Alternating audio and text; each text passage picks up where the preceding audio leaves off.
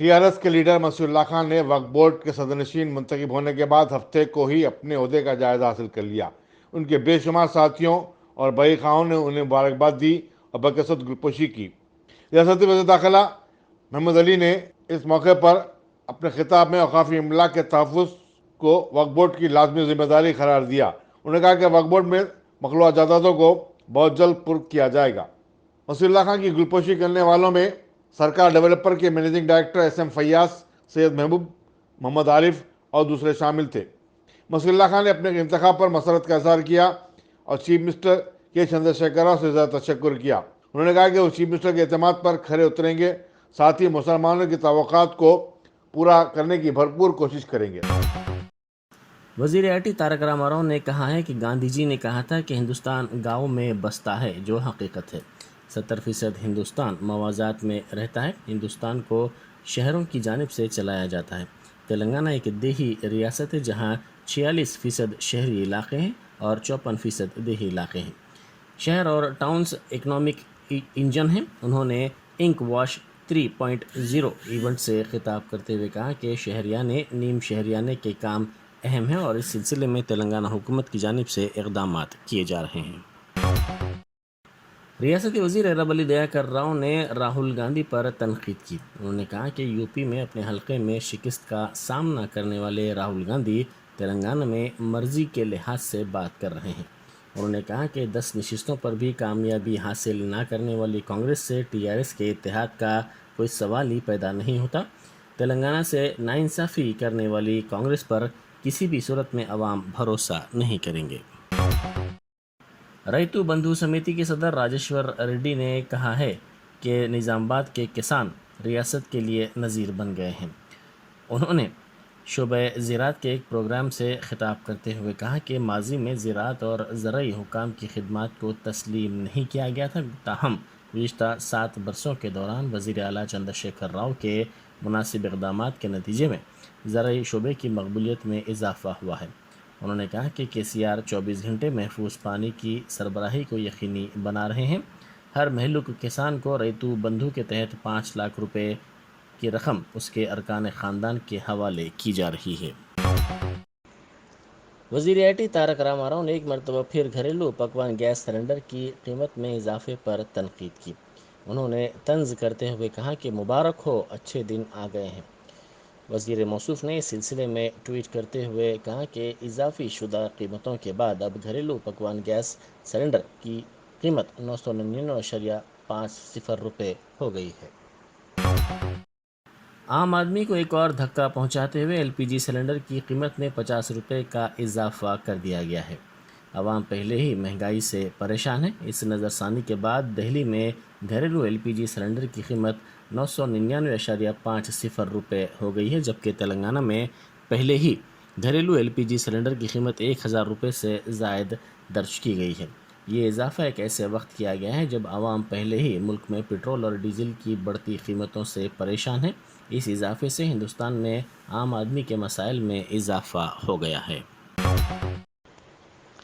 متحدہ آندھرا پردیش کے سابق وزیر اعلیٰ دامودر سنجیویا کے نیکلس روڈ پر واقع مجسمے پر کانگریس کے سینئر قائد راہل گاندھی نے سی ایل پی لیڈر ملو بھٹی وکرمارکا کے ساتھ مل کر گلہائے عقیدت پیش کیا۔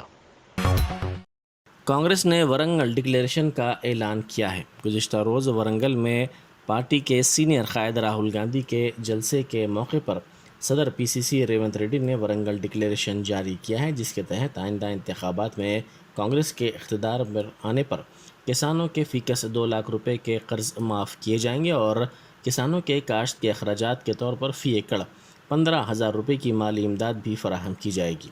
اس کے علاوہ کسانوں کی ہر فصل پر اقلی ترین قیمتوں کو ادا کیا جائے گا۔ کانگریس نے ورنگل ڈکلیریشن جاری کرتے ہوئے کسانوں کو ان کی ترقی اور بہبود کی ضمانت دے دی ہے۔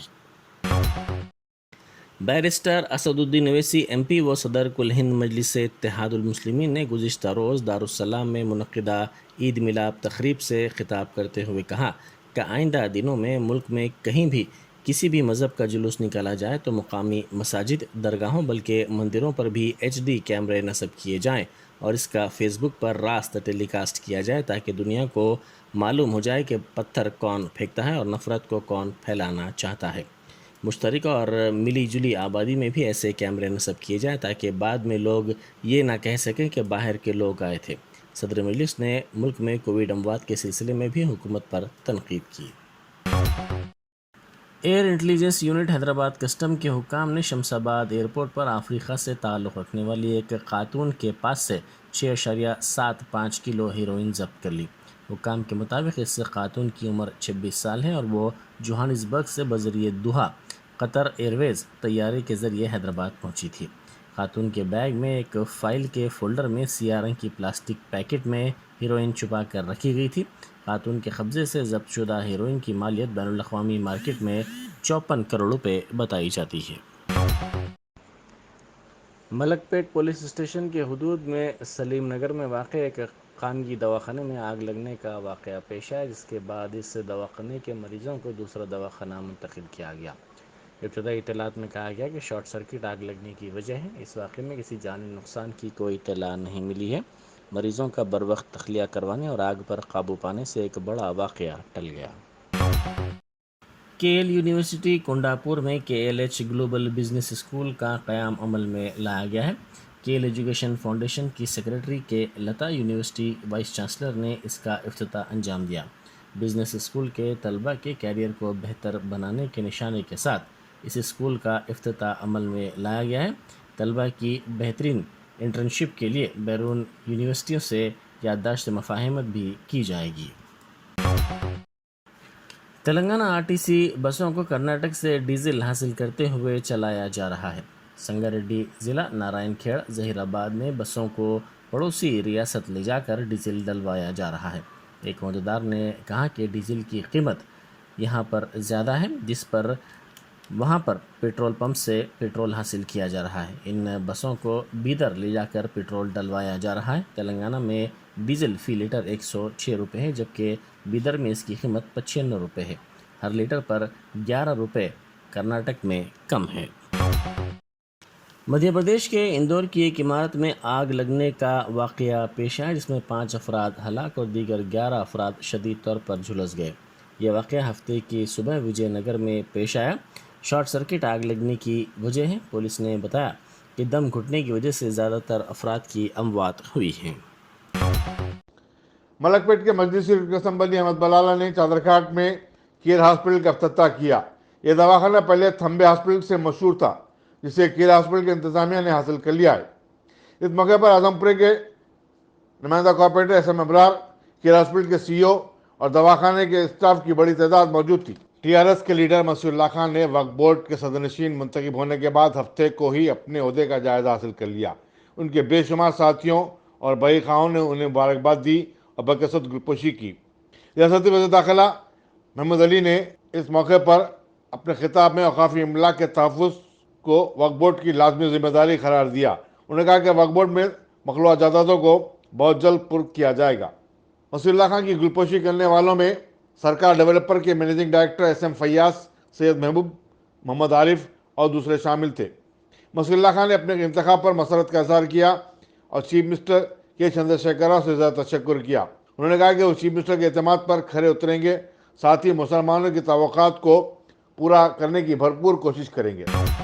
کانگریس کے سابق صدر اور رکن پارلیمنٹ راہل گاندھی نے سینٹرل جیل چنچل میں محروس NSUI کے ریاستی صدر B وینکٹ اور ان کے دوسرے ساتھیوں سے ملاقات کی۔ واضح ہے کہ وینکٹ کو جامعہ عثمانیہ میں راہل گاندھی کے پروگرام کی اجازت نہ دینے پر احتجاج کے سلسلے میں گرفتار کیا گیا تھا اور وہ فی الوقت عدالتی تحویل میں ہے۔ راہل گاندھی نے NSUI کے محروس کارکنوں سے کہا کہ وہ حوصلہ رکھیں اور TRS حکومت کے خلاف اپنی جدوجہد کو جاری رکھیں۔ انہوں نے کہا کہ عوامی زندگی میں ایسے مصائب کا سامنا کرنا پڑتا ہے۔ راہل گاندھی کے ہمراہ ریاستی اسمبلی میں کانگریس کے لیڈر ملو بھٹی وکرمکا، نلگنڈا کے رکن پارلیمنٹ کومٹ ریڈی وینکٹ ریڈی، سابق وزیر گیتا ریڈی اور دوسرے سرکردہ قائدین بھی تھے۔ کانگریس کے سابق صدر کی آمد کے موقع پر سینٹرل جیل چنچوگڑا پر سیکیورٹی کے وسیع تر انتظامات کیے گئے تھے۔ سڑک کی دونوں جانب سینکڑوں کانگریسی کارکن جمع ہو گئے تھے اور وہ راہل گاندھی زندہ باد کے نعرے لگا رہے تھے۔ ریاستی حکومت نے قبل ازیں راہل گاندھی کو جیل کا دورہ کرنے اور محروس NSY کارکنوں سے ملاقات کی اجازت دینے سے انکار کر دیا تھا۔